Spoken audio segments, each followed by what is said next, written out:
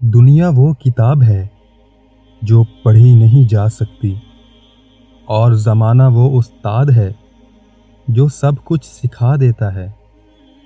محبت یا عزت کسی کو اتنی مت دو کہ وہ تمہاری قدر کرنا بھول جائے۔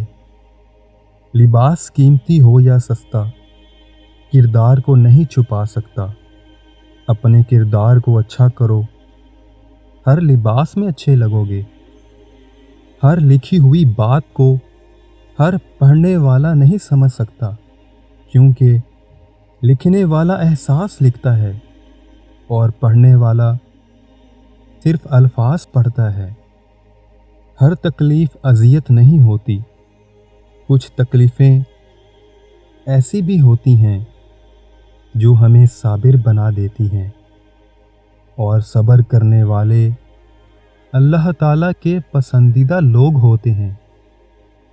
صرف دو لوگ مقدر والے ہوتے ہیں، ایک وہ جنہیں وفادار دوست ملتا ہے، اور دوسرا وہ جن کے ساتھ ماں کی دعائیں ہوتی ہیں۔